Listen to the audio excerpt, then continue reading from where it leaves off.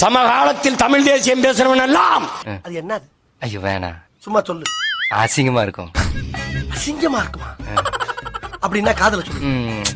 சொல்லலைன்னா என் தலை வெடிச்சிரும்டா. சொல்லு. சமகாலத்தில் தமிழ் தேசியம் பேசுறவன் எல்லாம் கருணாநிதி வீட்டு கக்குஸ் கல்வி கஞ்சி குடிச்சுக்கிட்டு இருக்கா. எனக்கு உன் மேலதான் ஒரு சந்தேகம்.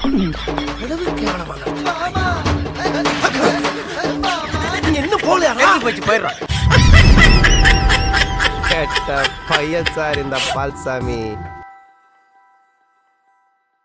நாட்டில் என்ன பிரச்சனை நடந்து கொண்டிருந்தாலும் நாம விளம்பரம் செய்யறது நிறுத்தவே கூடாது என்பதில் அப்பனும் மகனும் குறியாக இருக்கிறார்கள். எதுக்குடா இம்புட்டி விளம்பரம்? இப்படி எல்லாம் டபுள் பாஸ் வேலை காமிச்சாதான் பயக மேல வாங்க. ஊரே ஒண்ணு சேர்ந்து காரி துப்புதுடா. வீடியா என் மூஞ்சில காரி துப்புறதுக்காக ஊரே ஒண்ணு சேர்த்து நினைச்சு சந்தோஷப்படியா.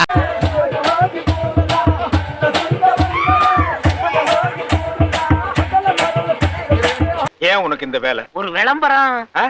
நீ வாங்குற இந்த 10-5 பிச்சைக்கு இது தேவைதானா? தமிழகத்துல எல்லாத்தையும் கிழிச்சாச்சாம், இந்திய அளவிலையும் கிழிச்சாச்சாம். ஆப்பிரிக்காவில் போய் டென்சானியாவில் இருக்கக்கூடிய அந்த பழங்குடி மக்கள் வந்து ஸ்டாலினை கொண்டாடுகிறார்கள்.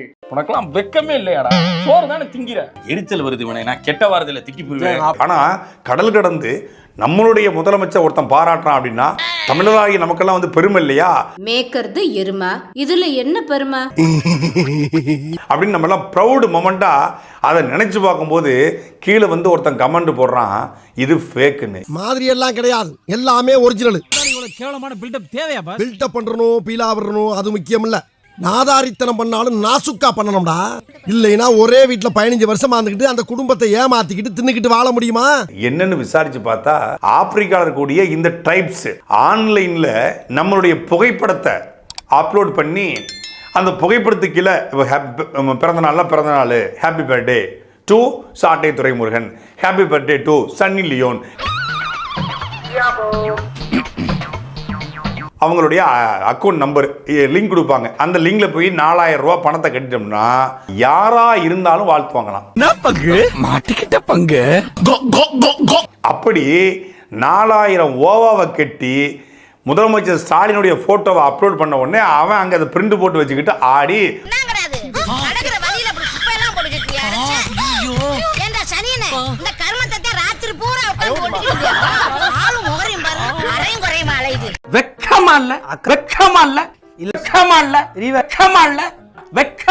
இவங்களுக்கு மானம், வெக்கம், சூடு, சொரண, ரோஷம் எதுவுமே இருக்காதுன்ற ஒரு பக்கம்.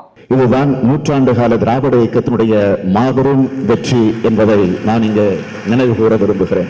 இப்படித்தான் பாத்தீங்கன்னாக்கா ஸ்டாலினுக்கு கென்டக்கி கர்னல் என்கிற விருதை கொடுத்தார்கள் அப்படின்னு சொல்லி மிகப்பெரிய அளவில் விளம்பரம். Kentucky colonel Stalin.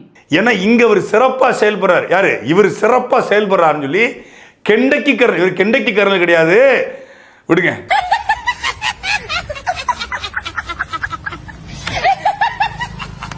என்னடா கென்டக்கி கர்னல் அப்படின்னு பார்த்தா அந்த கெண்டக்கி அப்படிங்கிறது வந்து இந்த கெண்டக்கி ஃப்ரைட் சிக்கன் KFC இருக்கு இல்லையா, அந்த KFC இருக்கக்கூடிய ஒரு நகரம். ஒருத்தன் அவனுடைய வீட்டில் வளர்க்கக்கூடிய செல்ல நாய்க்கு இந்த கென்டக்கி கர்னல் பட்டத்தை வாங்கி கொடுத்துருக்கான். இந்த பொழப்பு தேவையா? இப்படித்தாயா ஏற்கனவே வந்து ஈவேராவுக்கு யுனெஸ்கோ அவார்டு கொடுத்தாங்கன்னு சொல்லி ஒரு உருட்டு விட்டு நீங்க மாட்டிக்கிட்டீங்க.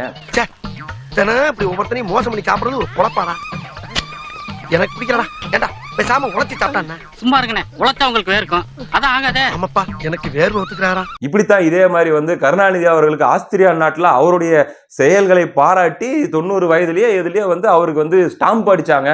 அந்த ஸ்டாம்புக்கான செலவு 11,000. அதுலயும் மாட்டிக்கிட்டியா?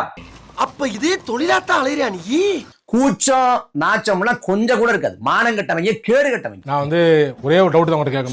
சூப்பர் கேளுங்க. சோறு திங்க வேற என்ன கேக்குறேன்? தஞ்சாவூருக்கு ஸ்டாலின் சென்ற பொழுது ஸ்டாலினுக்கு எதிராக போராட்டத்தில் ஈடுபட்ட அந்த விவசாயிகள் அவர்கள் தாக்கப்பட்டிருக்கிறார்கள், கைது செய்யப்பட்டிருக்கிறார்கள். தஞ்சாவூர்ல இருக்கிற விவசாயிகளை வந்து உன்னால சமாளிக்கிறதுக்கு துப்பு இல்லை, வக்கு இல்லை, காவல்துறையை பயன்படுத்துற நீ உன்னை டான்சானியால கொண்டாடுறாங்களா? எதுக்கு இந்த மானங்கெட்ட பொழப்பு? பாஸ், அவங்க உங்களை கலாய்க்கிறது எனக்கு கோபமா வருது பாஸ். அது சிரிச்சின்னு தான் சொல்லுவியா? அப்போ நீங்க உள்ளூர்ல இருக்கக்கூடிய இந்த கொத்தடிமைகளுக்கு வெறும் 200 ரூபாய் கொடுத்துட்டு வெளிநாட்டு ஆட்டக்காரனுக்கு 4000 ரூபாய் கொடுக்குற. அப்ப நான் மட்டும் நான் இழுச்சவாடா?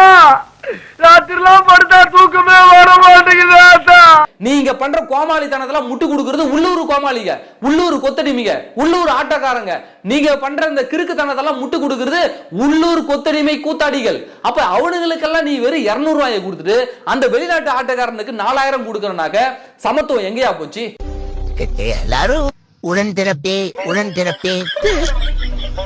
வேற வாங்குவாங்க சார்.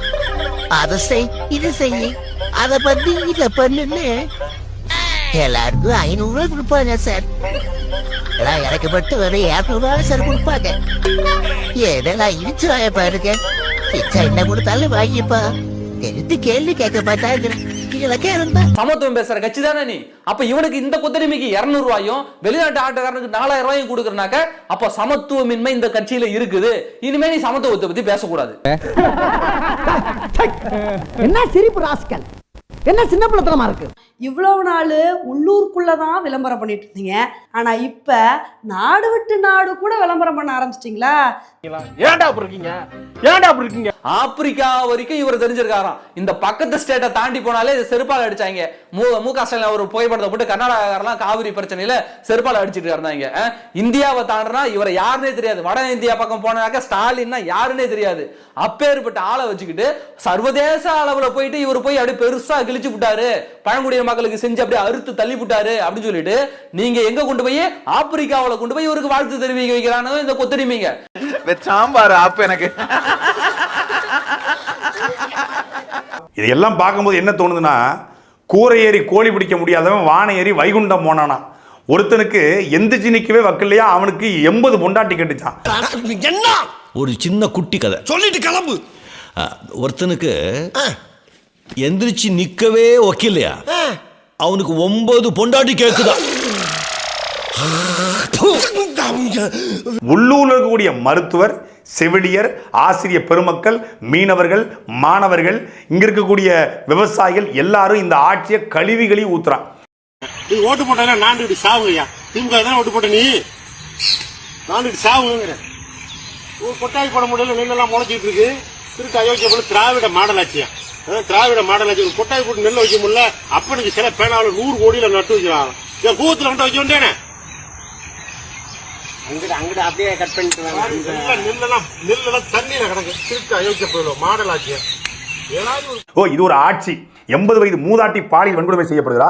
80 வயது வயதான பெரியோர்கள் வந்து வீட்டுக்குள்ள புகுந்து படுகொலை செய்யப்படுறாங்க. நீதிமன்ற வாசல்ல கூலிப்படை வந்து கொலை செய்கிறது. தமிழ்நாட்டுடைய முக்கியமான அரசியல் கட்சியின் தலைவர்கள் இங்க கூலிப்படையால் படுகொலை செய்யப்படுறாங்க. தொடர்ச்சியான விபத்துகள் நடைபெறுகிறது.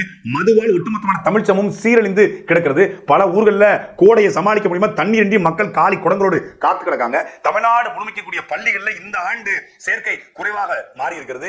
தமிழ் பள்ளிக்கூடங்கள், அரசு பள்ளிக்கூடங்களில் மாணவருடைய சேர்க்கை குறைகிறது. ஒட்டுமொத்த தமிழ்நாடு முழுக்க எந்த துறையும் சரியா இல்லை. பால் உற்பத்தி இல்ல, ஆந்திர மாநிலத்தில் வாங்கிட்டு இருக்கான். கால்நடைத்துறையோ, போக்குவரத்துறையோ, இல்லை வந்து பள்ளிக்கல்வித்துறையோ, சுற்றுலாத்துறையோ, எந்த துறையும் சரியாக இல்லை. எந்த விதமான நலத்திட்டங்களையும் தமிழ்நாடு அரசு ஒழுங்கா உருப்படியா மக்கள் போய் சேர்க்கல. இலவச பேருந்து, பெண்களுக்கு உரிமை தொகை, மகளிருக்கு உரிமை தொகை, மாணவருக்கு உரிமை தொகை, இந்த நாளை வச்சு ஓட்ட பரிசெல்லாம் நினைச்சிட்டு இருக்கிற இந்த கும்பல் புதுசாக இது போன்ற காணொலியை போட்டு இந்த ஆட்சி நல்லாட்சி என்று காட்ட பார்க்கிறது. இன்னும் 10 மாசத்துல இந்த ஒட்டுமொத்த ஆட்சி எவ்வளவு கேவலமான ஆட்சியா இருந்திருக்கிறது என்பது மக்கள் தீர்ப்பளிக்க போறாங்க. 6 மாசமா நான் தேடிக்கிட்டு இருந்தேன் வர்றான். அந்த மாக்கியம் அந்த வீச்சரோட சத்தம் இல்லாம குடுமா. இவனதான் நானும் தேடிட்டு இருந்தேன். புள்ளபூச்சி வெட்டர்வா வெல்கம் எல்லாத்தையும் ரெடி பண்ணு. ஆளுகளை பூரா ஆயுதங்களை வர சொல்லு. இந்த வீடியோ பிடித்து இருந்தால் சேனலை சப்ஸ்கிரைப் செய்யவும், ஏதாவது குறைகள் இருந்தால் கமெண்டில் போடவும், அப்புறம் மறக்காமலே போட்டிருந்த வரட்டாமாம் வீடுறதை வரண்டா Chinnasamy. Hey guys, this is your editor. Video பிடிச்சிருக்குன்னு நினைக்கிறேன். ஸோ பிடிச்சிருந்தா ஒரு லைக் பண்ணிடுங்க. அண்ட் கமெண்ட் செக்ஷனில் ஒரு ஹார்ட்டிங் அல்லது ஒரு ஸ்மைல் தெரிக்க விடுங்க பார்ப்போம். இப்ப எனக்காக நீங்க ஒரு குத்துனா குறைஞ்சா போயிருவீங்க. சரி, பாசக்கரப்ப ஒரே ஒரு குத்தி விட்டு போவோம். வாடாங்க.